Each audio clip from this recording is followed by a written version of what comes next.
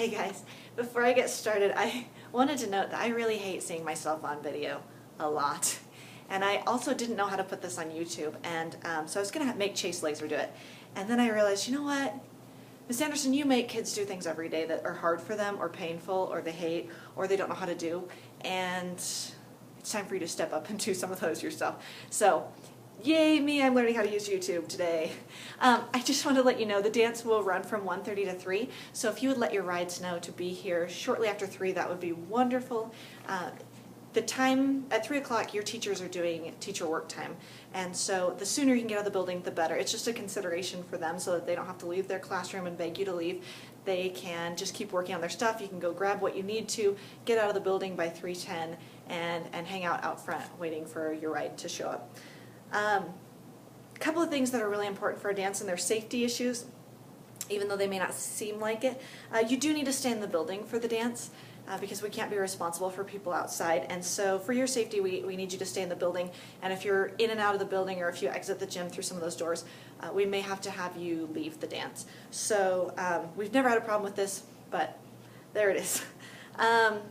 This is a dance for NDPA students only. Again, it's kind of a security measure, and when you get into high school, it's one of the things you get that's kind of fun is you get to invite dates from other schools, but unfortunately for our junior high dance, we are not allowed. So we've already addressed the no mask issue. I think we've covered that. Also a school safety issue so that we know who's where and what's going on, and that's kind of important.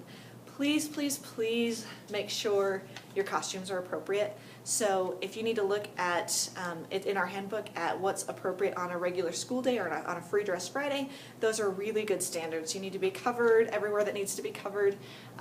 If you have a short skirt or you have spaghetti straps, you may need to put things under them. Even though on Halloween you may not be wearing those, this is a school dance, and so we still have to adhere to school dress code. So thank you so much for taking care of that. Don't forget, you do need to show up to school in your regular clothing, so if you show up as Dracula, that'll be awesome, except that we're going to make you change. So please, please, please make sure you show up in your regular polos and jeans for Friday, and then you bring your costume with you after school. When school gets out, you go to your locker, grab your stuff, head to the bathrooms, change, drop your stuff in your locker, and get to the gym doors. As a heads up, we do lock the purple doors during the dance because we don't want people bothering the teachers during the dance, but they will be opened again at the end of the dance, so you can grab your stuff and head out of the building. So make sure you take to the dance anything you need. Don't take anything valuable, because if you set it down at a table, there may not be somebody to watch that. So don't take anything that if you set it down, you'd be heartbroken if it got picked up by somebody else. Speaking of changing in the bathrooms, we're going to have some adults kind of standing outside the bathroom area to make sure things are under control. But in the past, we've considered getting rid of face painting and hair painting because it just turns our bathrooms into a disaster, and student government or somebody has to clean it afterwards, and it's just painful. Or, bless her heart, Lori in the office has to clean the bathroom, and that's not fair. So please, please, please help keep each other under control in those bathrooms, and make sure that you're using things. Understand that it's kind of a privilege to be able to use the paint and the hair paint, because it's usually against our school policy, but we're letting you do it for this dance because we know some of you have costumes that's important to, and so in order to be able to do that year after year, we have to keep those bathrooms clean. So if you can go in there and paint yourself and not get it all over the walls and all over the bathroom, or if you get it on the sink, if you can wipe it back off, that would be really, really nice, and student government would really, really appreciate it. Just to clear up a couple of confusions, there is no fee for the dance. It's paid for on those free dress Fridays, or the dollar dress Fridays.